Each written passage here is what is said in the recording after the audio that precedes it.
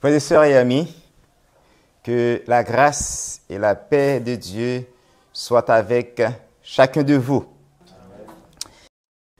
Le message du jour a pour titre « Être un chrétien authentique ». L'authenticité du chrétien est liée à la sanctification. Sanctification que chaque membre qui fait partie de l'Église militante doit arriver. L'authenticité dont il est question ce midi est l'une des qualités qui doit absolument caractériser le chrétien qui veut suivre fidèlement Jésus-Christ. Notre Christ, le Fils engendré du Père, était un homme authentique. Authentique dans son comportement, dans sa mission terrestre, authentique avec ses disciples, authentique avec les Juifs et surtout authentique dans sa relation avec son Père. Mais ça que nous lisons dans Fundamentals of Christian Education, 1891, dans page 179. La servante du Seigneur nous dit: la vie du Christ était consacrée au divin message de l'amour de Dieu. Et il languissait intensément de faire part de cet amour dans une large mesure. Donc, c'est bagaille que Jésus-Christ était démontré à la croix. Toute son attitude respirait la compassion et sa conduite était caractérisée par la grâce, l'humilité, l'authenticité et l'amour. Donc, Christ était vraiment authentique. Chaque membre de son Église militante doit manifester ces mêmes qualités s'il veut rejoindre l'Église triomphante. Être un chrétien authentique, c'est devoir personnel chaque membre de l'Église militante. Prions avant de commencer.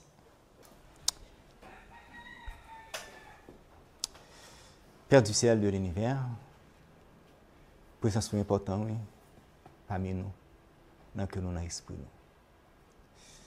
Et nous voyons que l'ennemi est présent, mais nous connaissons la victoire, c'est pour nous lier dans notre Fils de Jésus-Christ. Et maintenant, nous avons un message pour nous livrer à l'Église. Que les gens qui sont là, que les gens qui sont avec nous sur Google Meet, que les gens qui attendent nous sur YouTube, que les gens qui écoutent nous après, Seigneur.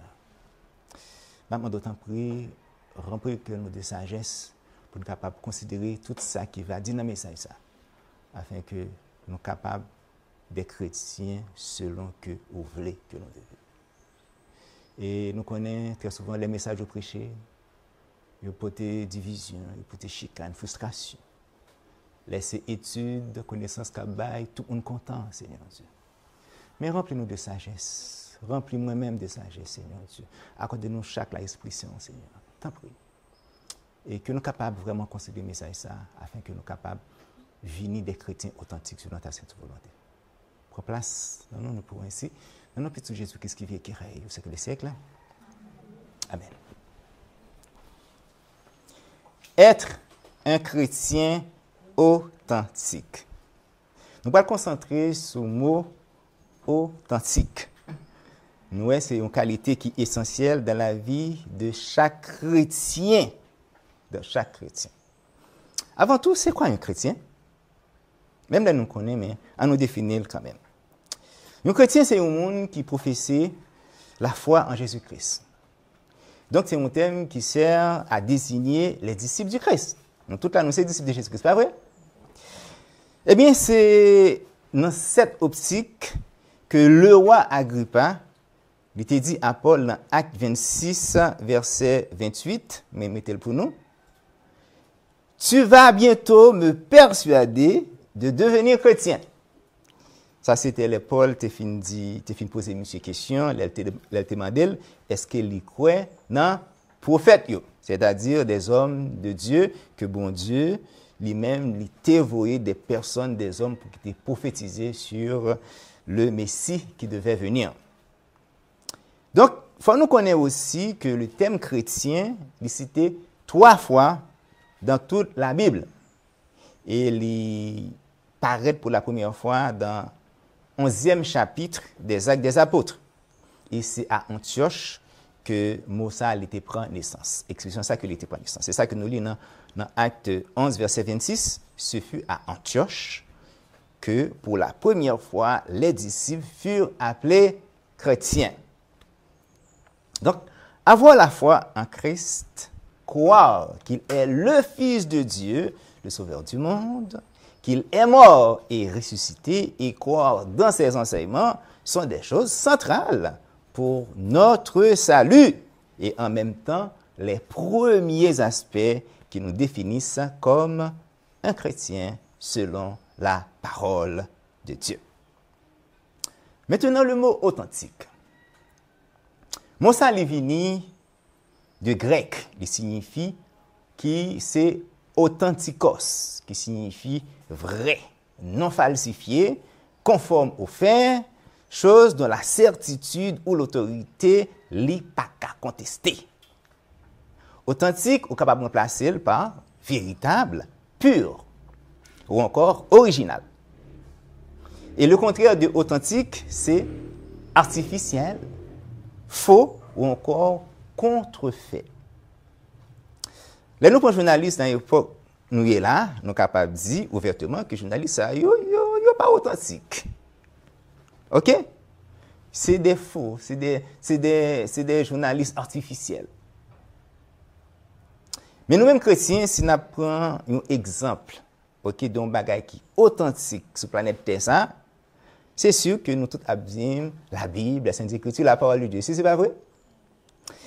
Proverbe 30, verset 5. Mais ça que il dit, ça c'est Agé, Augure, fils de Jacques. C'est les mêmes qui parlaient. Mais ça que il dit. Ta parole est parfaitement pure. C'est pourquoi ton serviteur l'aime. Nous voyons que Agur n'est pas contenté pour le dire comme ça, que parole est pure, il dit, parole, bon Dieu, est parfaitement pure. Le psalmiste David, mais ça qu'il a déclaré aussi dans Psaume 19, verset 8, il dit comme ça que la loi de l'Éternel est parfaite, elle restaure l'âme. Le témoignage de l'Éternel est véritable. Il rend sage l'ignorant. Mes frères et sœurs, tout ça qui est mentionné dans la Bible par rapport aux hommes de Dieu, les patriarches, les prophètes, le peuple de Dieu, toutes c'est des vérités pures. La Bible rapportait l'histoire de ces grands hommes de la manière qu'ils existaient réellement. La Bible pas fait au passé pour ça que yo paye. Moi mais ça et c'est votre dit dans témoignage pour l'église volume 1 page 499 paragraphe 1. Il dit comme ça que la Bible constitue l'histoire authentique des personnes ayant vécu depuis la création du monde jusqu'au temps des apôtres. Nous avons là le récit simple et sans phare, qui veut dire pas de maquillage. OK? Nous avons là le récit simple et sans phare de ce qui se passa réellement. La Bible n'a pas caché nous aucune faiblesse, aucun défaut de caractère des patriarches, ni des prophètes de Dieu, ni de l'ensemble des enfants d'Israël, qui dit le peuple choisi de Dieu. C'est un point vraiment que la Bible est vraiment authentique. On a continué le texte, mais ça c'est votre lundi. C'est un sujet d'étonnement pour beaucoup de personnes que l'histoire sainte, c'est-à-dire la Bible, nous rapporte des faits qui ternissent le caractère moral des hommes pieux des temps passés. Plus bas, dans le même paragraphe là, mais ça c'est votre de mentionner, il dit comme ça que les scribes de Dieu écrivent sous la dictée du Saint-Esprit, n'exerçant eux-mêmes aucun contrôle sur leur œuvre. Entendez ça. Ils relatèrent la vérité pure littéralement de telle sorte que nous sommes mis en face des faits brutaux et choquants pour des raisons que notre intelligence bornée ne peut parfaitement comprendre. Effectivement, la Bible, c'est vraiment bagaille qui est plus authentique que nous-mêmes chrétiens que nous connaissons. Et c'est le meilleur exemple que nous sommes capables de prendre pour mot authentique. Mais partage là, mes frères et sœurs, ce n'est pas pour prouver nous que la Bible est authentique. Non.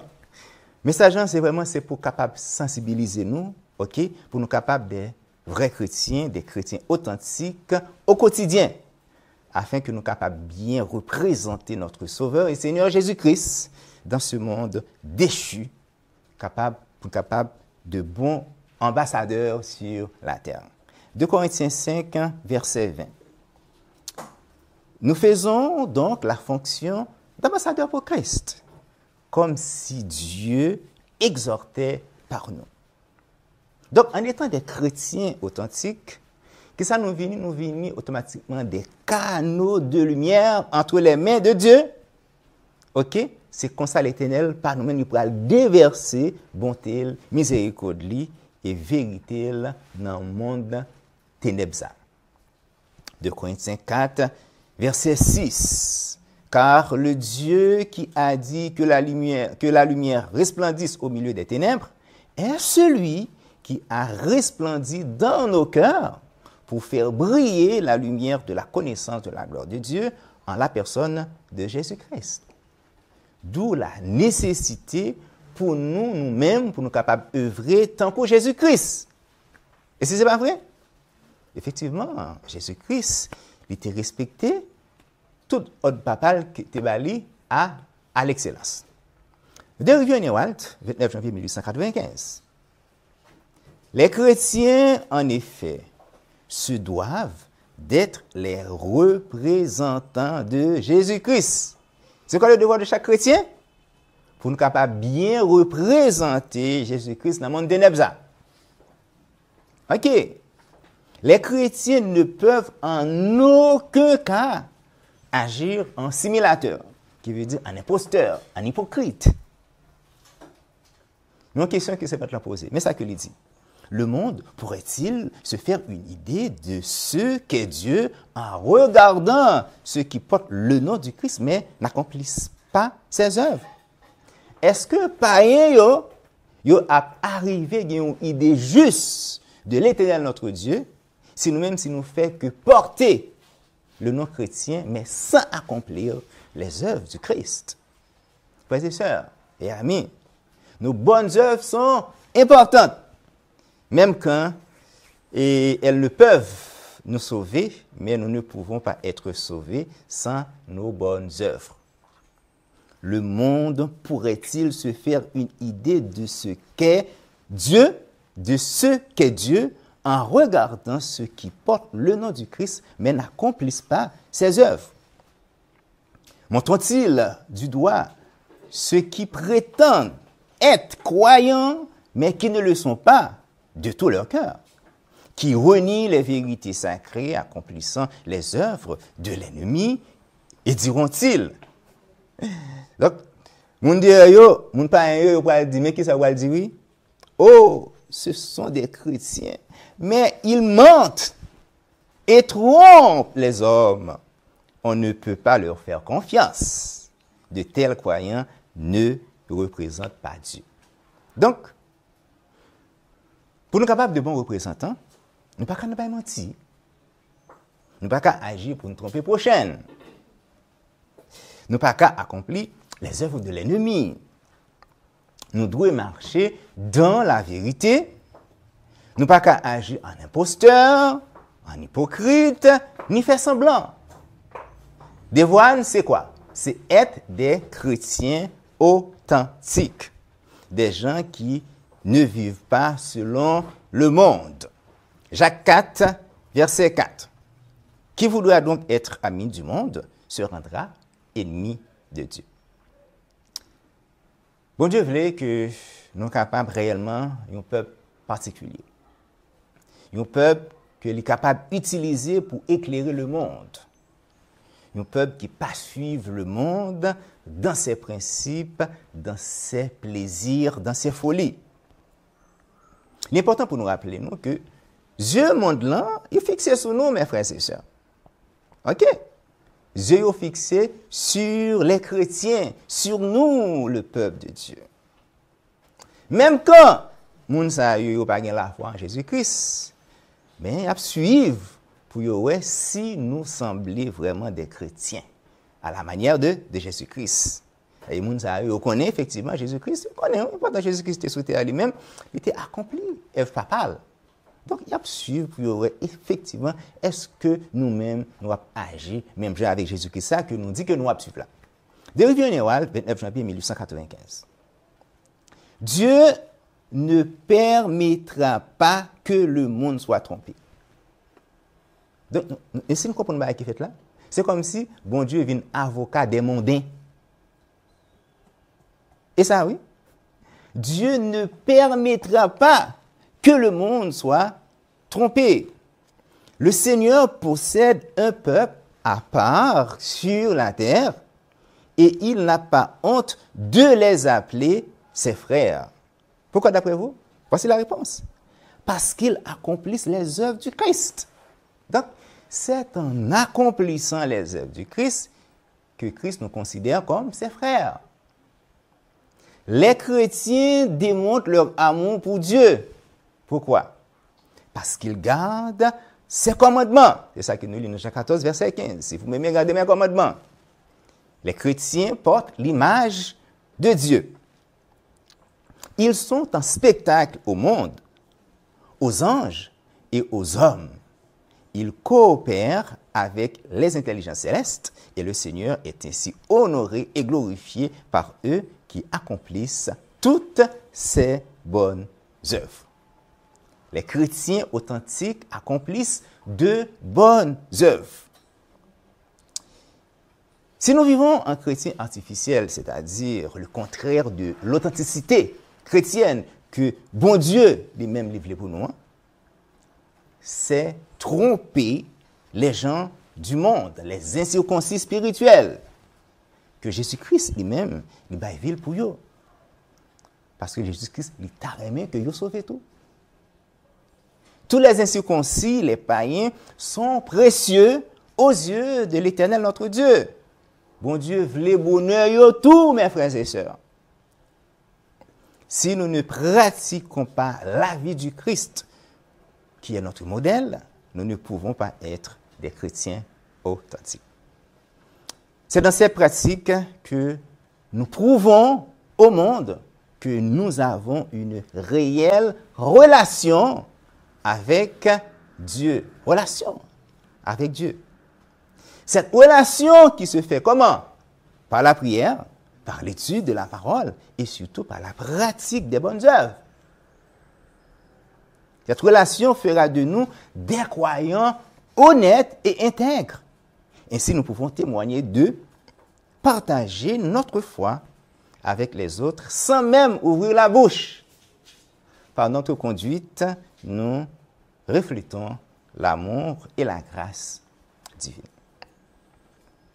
Être un chrétien authentique, c'est vivre une foi active en bonnes œuvres, en paroles et en actes. Chose qui influence positivement la vie du croyant et celle des autres que dans l'église, que moun yo qui dehors, qui hors de l'église. Combien de monde qui par contre ni lit, qui par contre ni écrit, qui par jamais prend parole dans l'église. OK? Mais qui mènent des âmes à Christ. Tout simplement par leur comportement, par leur piété du cœur. Un chrétien authentique pratique de bonnes œuvres. Il glorifie Dieu dans sa vie quotidienne. Il fait du bien à son entourage et non du mal. Chrétien authentique, là, il est sensible aux autres. Et sans le pas conscient, il fait du bien à Jésus-Christ et il fait du bien aussi à l'œuvre du Christ. Jésus-Christ dit nous ça, oui, dans Matthieu 25, versets 35 et 40. On nous lit. car j'ai eu faim, et vous m'avez donné à manger. J'ai eu soif, et vous m'avez donné à boire. J'étais étranger, et vous m'avez recueilli. J'étais nu, et vous m'avez vêtu. J'étais malade, et vous m'avez visité. J'étais en prison, et vous êtes venus vers moi. Que répondront les justes? Les justes lui répondront, Seigneur, quand avons-nous vu avoir faim et t'avons-nous donné à manger, ou avoir soif et t'avons-nous donné à boire? Quand avons-nous vu étranger et t'avons-nous recueilli, ou nu et t'avons-nous vêtu?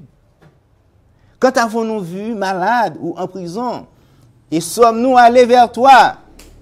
Voici la réponse du Seigneur. Et le roi leur répondra, je vous le dis en vérité, c'est pas menti. Toutes les fois que vous avez fait ces choses à l'un de ces plus petits, de mes frères, c'est à moi que vous les avez faites. Nous-mêmes qui agissons comme ça, eh bien, nous sommes des gens bénis, mes frères et sœurs. Et place-nous pour le trouver à la droite de Jésus-Christ. Et non à la côte de Jésus-Christ, à la droite de Jésus-Christ.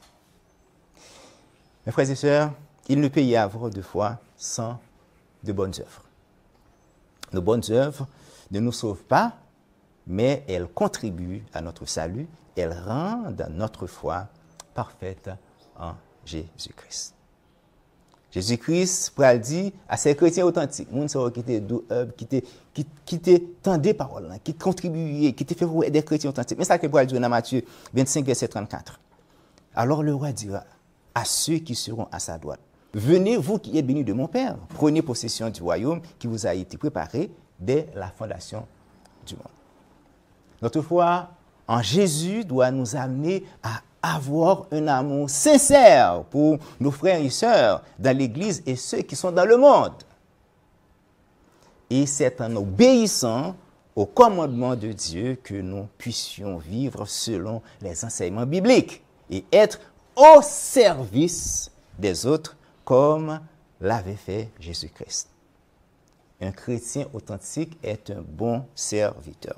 Marc 10, verset 45. Car le Fils de l'homme est venu non pour être servi, mais pour servir. Notre devoir est d'agir comme Christ, être des serviteurs. Question. Est-ce que les Jésus-Christ est venu sous terre? Est-ce que mon yo te prend qu'à Jésus-Christ? Yo te ramène vraiment? Est-ce que mon sayo, vraiment, ces gens étaient-ils bons envers notre Seigneur Jésus-Christ? Pendant que Jésus-Christ était venu pour servir? Non. Nous connaissons des gens, ils sont prêts à servir, mais ils mettent des conditions. Chers amis, le service chrétien est inconditionnel. Jésus lui-même n'a pas posé des conditions pour venir mourir et servir les hommes pécheurs, idolâtres et criminels. Les hommes peuvent nous faire du mal, mais notre devoir est de glorifier notre Père dans n'importe quelle circonstance et situation. 1 Pierre 2, verset 12.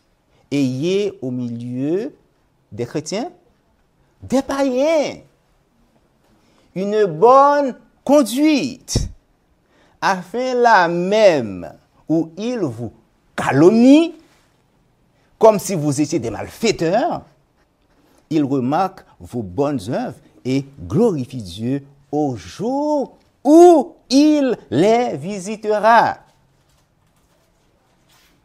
Il y a des gens qui peuvent être touchés par la puissance de l'évangile. Après, ils ont tendance à nuire, à faire du mal, même détester. Cependant, notre devoir envers ces personnes, c'est de bien représenter notre Père céleste. Rappelez-vous que les yeux des gens du monde sont fixés sur qui? Sur nous. Ils sont capables, même arriver à témoigner que nous sommes des chrétiens authentiques. Et comme ça, si nous bêtons tout, ils vont dire que c'est des chrétiens fake, des chrétiens faux, des chrétiens artificielle. Yo même cap dire, mes frères et sœurs. Mais ça c'est votre là, il dit, ok, mais ça c'est votre là que il dit, et la continue dit comme ça que la véritable piété du cœur est rendue manifeste par les bonnes paroles et par les bonnes œuvres. Les hommes voient les actions de ceux qui aiment Dieu et sont ainsi conduits à glorifier Dieu. Donc, par bonne parole, nous, par bonne œuvre, nous, par bonne action, nous, eh bien, nous sommes capables d'arriver à amener des païens à glorifier le Dieu de l'univers, mes frères et sœurs. Le chrétien authentique abonde en bonnes œuvres. Il porte beaucoup de fruits. Il nourrit la famille, vert le démuni, visite les malades et assiste les affligés. Les chrétiens témoignent un intérêt sensible en faveur des enfants qui les entourent et qui, sous l'influence des subtiles tentations de l'ennemi, sont sur le point de périr. Donc, nous voyons un chrétien authentique, ça le fait, les coopérer avec Jésus-Christ dans la grande cause du Christ. Qui ça, cause de Jésus-Christ, c'est qui ça? C'est sauver des âmes. Et non de les pousser loin de la porte étroite, mes frères et sœurs. Je vous rappelle que ces âmes sont précieuses aux yeux de l'Éternel qui désire le bonheur éternel de chacun d'eux. C'est pour cela même qu'il a donné son seul fils engendré. C'est parce qu'il veut les sauver. Yogi Newalt, 9 avril 1895. Ça, c'est votre Seigneur. Il existe dans le monde un christianisme contrefait, ainsi bien qu'un christianisme authentique. Mes amis, je que nous entendons ça. Très important. Mais ça que il dit. L'esprit véritable d'un homme apparaît dans sa manière de traiter ses semblables. Notre relation avec nos prochains est salutaire, mes amis. Façon où traiter madame ou, façon où traiter petit tout, façon où traiter frère avec sœur dans l'église là, façon où y est avec voisinage ou, fait yowe qui esprit qui animé ou. L'esprit véritable d'un homme apparaît dans sa manière de traiter ses semblables. Nous pouvons demander, représente-t-il le caractère du Christ en esprit et en action? Ou manifeste-t-il simplement les traits de caractère naturel et égoïste qui appartiennent aux gens du monde? La profession de foi ne vaut rien pour Dieu. Qui j'en ouillé dans l'église là? Qui j'en ouillé la caillou? Qui j'en ouillé avec voisinage? Qui caractère ou exercer dans l'entourage? Est-ce qu'on caractère pour aller dans le ciel? Qui moun ouillé? Qui moun ouillé? Avant qu'il ne soit trop tard, pour redresser les torts, donc avant de mourir ou avant que Paul Gaston les ferme. Avant qu'il ne soit trop tard pour redresser les torts, que chacun se demande, qui suis-je? Qui s'amie? Il dépend de nous de savoir si nous formerons un caractère qui nous qualifiera à faire partie de la famille royale de Dieu en haut. Vous remettez? Ou pas qu'à faire partie de la famille royale de Dieu. Ou remet vengeance. Ou pas qu'à faire partie de la famille royale de Dieu. Ou remet blessé prochain. Ou pas qu'à faire partie de la famille royale de Dieu. Ou refuser millions. Mes frères et sœurs, avec des défauts pareils, ou pas qu'à qualifier pour faire partie de la famille royale de l'Éternel notre Dieu. Veux-tu être un chrétien authentique? Amen. Cela dépend de toi personnellement. On ne peut être un chrétien authentique sans vivre chaque jour en harmonie avec la volonté de Dieu, sans renoncer chaque jour à soi-même. en portant sa croix et en suivant le Christ avec joie. Donc, ou pas qu'un chrétien ou boudé, ou toujours sous gourmet, à ce sens, ou pas qu'un chrétien authentique. Tout chrétien vivant connaît une progression quotidienne dans sa vie spirituelle. Alors qu'il avance vers la perfection, il se convertit à Dieu chaque mois, chaque samedi? Non, chaque jour. Cette conversion ne sera totale qu'au moment où, ayant atteint, quoi?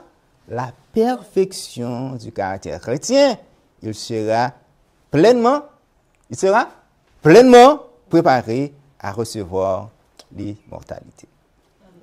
Frères et sœurs, rappelez-nous que la conversion, c'est le 17e point de doctrine.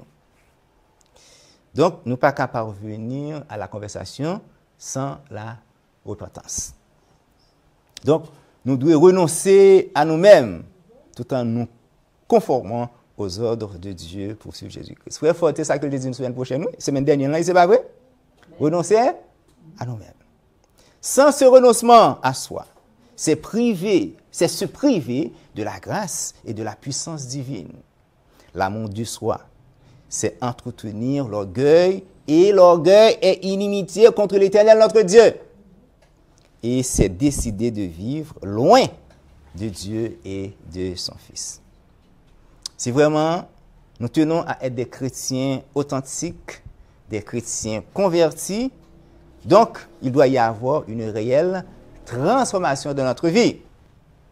C'est ainsi que nous suivons notre maître pas à pas, sans violer ses principes, sans nuire à sa sublime cause, ni sans nous exposer aux choses qui peuvent nuire à notre sanctification. Question. Qui ça bon Dieu voulait pour nous-mêmes qui sommes ses enfants? Qui ça bon Dieu voulait pour nous? Amen. Nous allons aller dans Éphésiens 4, verset 3. C'est ici en effet la volonté de Dieu, que vous soyez sanctifiés, que vous vous absteniez de la fornication. Dieu veut notre sanctification, étape indispensable à notre salut personnel. Nous ne devons pas nous contenter du parvis, la première partie du sanctuaire, qui représente la justice du Christ, sa justice imputée. Mais d'y entrer avec joie ou dans l'attente d'assignation où se trouvent tous les éléments nécessaires qui nous qualifient de vivre dans le ciel auprès de Dieu, auprès de Jésus-Christ et auprès des saints anges. Cette tente d'assignation du sanctuaire lévitique qui représente le ministère céleste du Christ, symbole de la justice du Christ impartie à ceux qui connaissent l'importance de la sanctification et qui utilisent tous les éléments que Dieu met à leur disposition pour se sanctifier et prendre part au dernier ministère céleste du Christ, qui c'est la purification. Qui ça bon Dieu voulait pour nous? Ce que Dieu veut, c'est notre sanctification. Donc, il veut notre constante croissance spirituelle. Parce que l'ennemi des âmes, qui ça le fait lui maintenant, il vient, il entre dans l'église, il baisse le niveau spirituel de l'église là. Il baisse le niveau pureté de l'église là avec chrétiens. C'est ça, et bien fait. Témoignage pour l'église volume 1, page 129, paragraphe 2. La sanctification n'est pas l'œuvre d'un moment, d'une heure ou d'un jour. C'est une perpétuelle croissance en grâce. Nous ignorons aujourd'hui combien la lutte sera dure demain. Satan est en vie et en activité. Chaque jour, il nous faut crier à Dieu pour recevoir la force de résister. Aussi longtemps que Satan règne, nous devons vaincre le moi, surmonter nos inclinations, sans nous arrêter, jamais, car nous ne pourrons dire en aucun moment que nous avons définitivement atteint le but. Sans cette étape, de sanctification volontaire et personnelle, nous ne sommes pas capables de prendre part au ministère céleste de Jésus-Christ qui a rapport avec la purification. Donc Jésus-Christ ne peut pas le purifier au monde qui n'est pas mené en vie de sanctification. Témoignage pour l'Église, volume 1, page 129, paragraphe 4. La vie chrétienne est une constante marche en avant. Jésus se tient prêt à faire quoi? À purifier son peuple. C'est-à-dire, Jésus-Christ voulait enlever toutes les formes d'impureté qui détruisent l'âme du croyant. Ce n'est pas un bagage qui est facile, non, mes frères et sœurs. C'est un bagage qui est pénible, très pénible. Pour qui ça?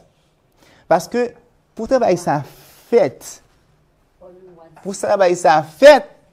faut nous passer par des épreuves, par des dures épreuves. Et épreuves, ça, yo nécessaires. Ces épreuves nous sont nécessaires. Et quand son image sera parfaitement reflétée dans la vie de ses enfants, ils seront parfaits, saints, aptes à être transmués.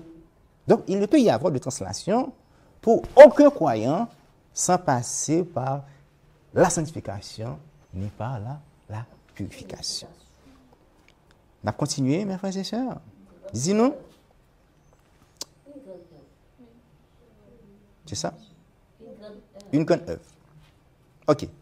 Une grande œuvre est exigée du chrétien. Nous sommes exhortés à faire quoi? À nous purifier de toute souillure de la chair et de l'esprit, en achevant notre sanctification dans la crainte de Dieu. Dès le commencement, désirons ça, désirons authenticité chrétienne, d'y passer par quoi? Par la sanctification. C'est là la volonté de Dieu pour nous. Dieu veut notre sanctification. Et sans cette sanctification, personne ne verra le Seigneur. Donc, nous sommes capables de comprendre que l'Éternel, que ça voulait, il voulait regagner, avoir cette relation qu'il avait avec l'homme avant le péché. Nous voyons par là ce qu'il nous reste à faire. Il nous faut être sans cesse sur la brèche. Pour le chrétien, être sur la brèche, c'est être dans l'action continuelle de la sanctification. Nous devons être des chrétiens authentiques. Il est strictement impossible pour le croyant d'être authentique s'il refuse de suivre les pas du Maître. S'il refuse de vivre dans l'obéissance, s'il refuse de respecter les ordres de l'Éternel, son Dieu. Combien de nous qui ont dit, aucun chrétien ne devait s'exposer de la sorte. En le faisant, c'est prendre le risque énorme de perdre sa vie éternelle. Témoignage pour l'Église, volume 3, page 214, paragraphe 1. Négliger de se conformer dans tous les détails aux ordres de Dieu, c'est courir à l'insuccès certain et à sa peine. Bon Dieu, bon sabbat, ou bien vous dit dimanche. OK. Bon Dieu, bon sabbat, ou bien vous décidez de prendre sabbat que bête l'en bas. OK. Si l'on ne suit pas les sentiers du Seigneur, qu'est-ce qui arrive dans ce cas? On dérobe au maître le service qui lui est dû. Et en se conduisant ainsi, on se prive de la grâce, de la puissance et de la force de caractère que tous ceux qui se donnent entièrement au Seigneur ont le privilège d'acquérir. Ce n'est pas terminé. En vivant loin du Christ, on s'expose à la tentation et à commettre des erreurs dans son travail. Être infidèle au principe dans les petites choses, c'est risquer de ne pas faire la volonté divine dans les grandes. On agit selon les principes auxquels on s'est accoutumé. Fin de citation. Donc, approchons-nous plus près de Jésus, soyons des chrétiens authentiques. Frères et sœurs et amis, Notre foi en Christ et en ses enseignements nous fait comprendre que nous appartenons à une grande communauté. Petite en nombre, mais grande par rapport à l'Éternel notre Dieu.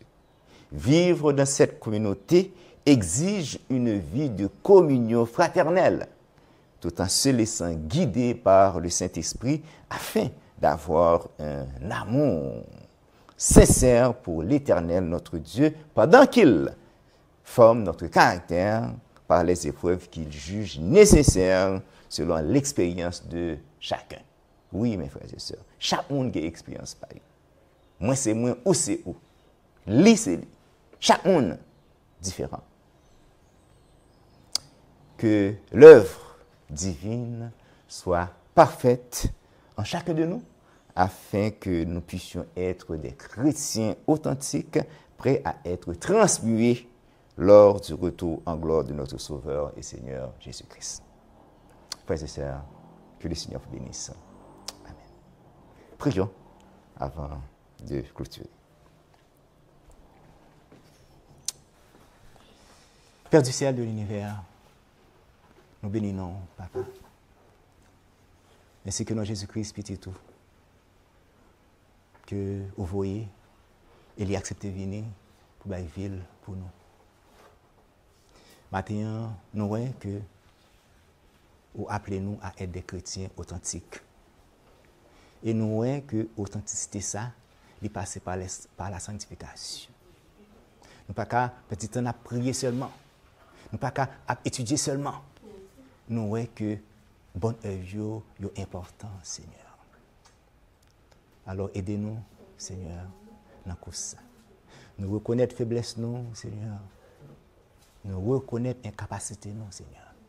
C'est peut-être ça nous invite au matin à prendre position, à prendre position de chacun de nous, Seigneur Dieu, à prendre possession de chacun de nous, Père, afin que ça, vous voulez pour nous, est capable de réaliser au nom de Jésus-Christ, Seigneur. Oui, Seigneur Dieu, sauve-le pour nous, nous voulons le tout. Sanctifie-nous par ta parole, qui est la vérité. Aidez-nous à être des chrétiens authentiques. C'est notre prière. Au nom de Jésus-Christ qui vient, qui règne, au secret des siècles. Amen.